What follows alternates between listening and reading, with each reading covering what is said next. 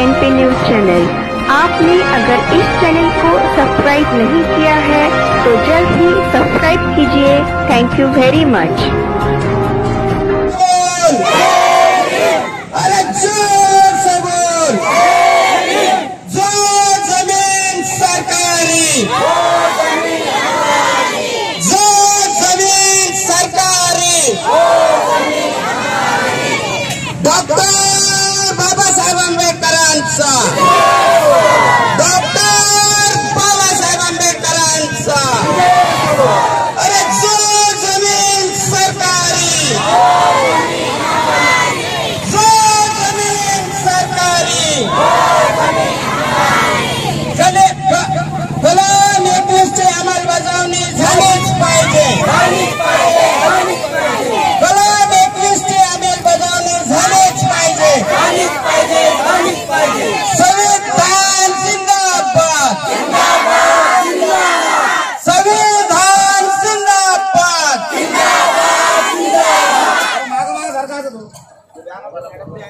येथील गोरगरीब, कष्टकरी, हातमजूर, घरेलू कामगार इत्यादी बांधवांच्या वतीने महानगरपालिका छत्रपती संभाजीनगर या ठिकाणी लाक्षणिक निदर्शन या ठिकाणी करण्यात येत असून सदरील निदर्शनाची आमच्या मागणी आहे की मूल निवासी नगर जी काही आमची गोरगरीब दलित आदिवासी लोकांची वस्ती आहे, आम्ही त्या ठिकाणी बऱ्याच वर्षापासून या ठिकाणी जेवढे नागरिक आहेत यांना स्वतःची जागा नाही, स्वतःचे घर नाही, स्वतःची जमीन नाही व स्वतःची कुठं अशी विकत घेण्याची परिस्थिती नसल्यामुळे बऱ्याच वर्षापासून त्या ठिकाणी गोरगरीब जनता झोपड्या टाकून राहत होती व त्यानंतर तेथील गरीब नागरिकांनी आपल्या पोटाला चिमटे घेऊन एक रुपया जमा करून त्या ठिकाणी चांगल्या प्रकारे पत्र्याचे शेड उभा केलेले आहे। जर आमचं त्या ठिकाणी 20-25 वर्षापासून वास्तव्य होतं, आजही आहे। आम्ही एवढ्या वर्षांनी त्या ठिकाणी एक रुपया करून जर आमचं राहण्याची निवाऱ्याची व्यवस्था केली, त्या ठिकाणी ती सर्व जमीन गायरान जमीन होती व गायरान जमीन असतानाही कुठल्याही सरकारी अधिकाऱ्यांनी, सरकारी बाबूंनी त्याची दखल घेतली नाही व हा गरीब समाज त्या ठिकाणी उदरनिर्वाह करण्याकरिता राहत आला।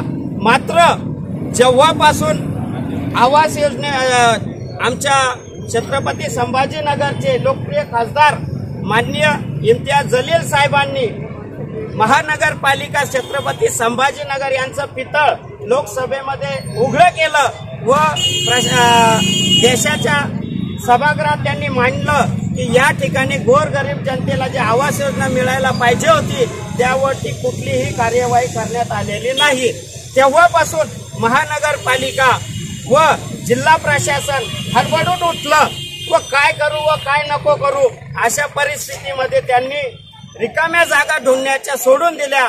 ज्या ठिकाणी गरीब जनता आपल्या गुजाऱ्यासाठी, आपल्या निवाऱ्यासाठी, आपल्या लहान लेकरांसाठी जो काही झोपड्या टाकून राहत आहेत त्या ठिकाणची जागा त्यांनी निवडली व ती 2.5 एकर जागा त्यांच्या डोळ्यामध्ये आली व यांनी ठेकेदारामार्फत ती जागा डेव्हलपमेंटच्या नावावरती आजही त्यांचा प्लॅन चालू आहे।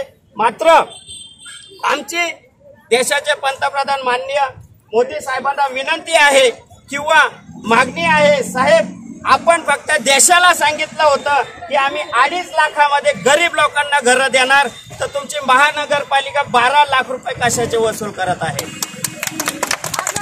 तुम्ही संपूर्ण देशाला लाल किल्ल्यावरून आरडू सांगत होते की हम 2.5 लाख रुपए में लोगों को घर बांध के देंगे। तर साहेब पत्रकार बांधव तुमच्या मार्फत सांगतो की आमच्याकडे तसा लेखी आहे, 40,000 रुपये स्क्वेअर फीटची जागा जर तुम्ही गरिबांना देत असाल तर त्या गरिबांनी हे पैसा आणायचा कुठून, त्या गरिबांनी हा उभा करायचा कुठून। तर मोदी साहेब तुम्ही देशाला सांगा, देशातल्या सर्व प्रशासकीय अधिकाऱ्यांना सांगा, सर्व स्थानिक स्वराज्यांना सांगा का गरिबांची पिळवणूक करू नका।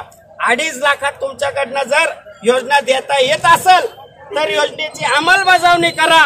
नसता गरीब बांधवांना तुम्ही निष्कासित करू नका। हा गरीब बांधव हा कष्टकरी आहे, हा हातमजूर आहे, हा गरीब आहे। या ठिकाणी आमच्या माता भगिनी घरकाम करतात, मात्र हे समजू नका की आम्ही स्वाभिमानी नाही, आम्ही शिकलेले नाही, आम्ही संविधानाचं वाचन करत नाही।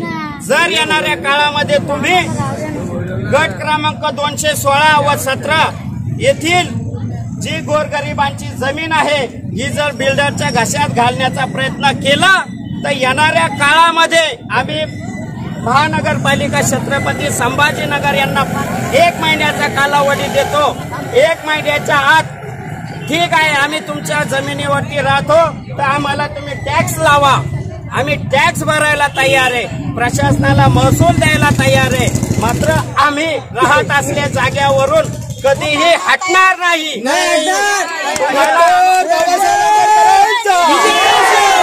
डॉक्टर बाबासाहेब आंबेडकरांचा। आणि जर पोलीस प्रशासनाला आमची विनंती आहे की हा समाज गरीब आहे, या गरीब समाजाला हकलण्यासाठी बिल्डर लॉबीला तुम्ही सहकार्य करत असणार तर लक्षात ठेवा तुमच्याही येणाऱ्या पिढ्या आहे ना अनुकंपावरती ड्युट्या करणारे त्याही प्रायव्हेट असणारे तर गरीबाशीच पंगा आहे हे लक्षात ठेवा। येणाऱ्या सर्व सरकारी बाबूंना आमचं म्हणणं आहे की गरिबांशी पंगा घेऊ नका। गरिबांनी जर 4 दिवस हडताळ केली ना तर तुमच्या घरच्या बायांना भांडे धुवावे लागतील। गरिबांनी हडताळ केली ना तर तुम्हाला रस्त्यावरचा कचरा उचलावा लागेल। गरिबांनी उद्या जाऊन तुम्हाला स्वच्छालय धुवावं लागेल। सहसा समजू नका। महानगरपालिकेला आमचा इशारा आहे 1 महिन्याचा की हा गरीब समाज आहे, हा लोन घेऊन कर्ज फेडू शकत नाही, त्यामुळे आम्हाला आवाजमध्ये न घेता कायम करा, आमच्या झोपड्यांना टॅक्स लावा, या मागण्या घेऊन आम्ही या ठिकाणी आलो। माझं नाव संदीप जाधव।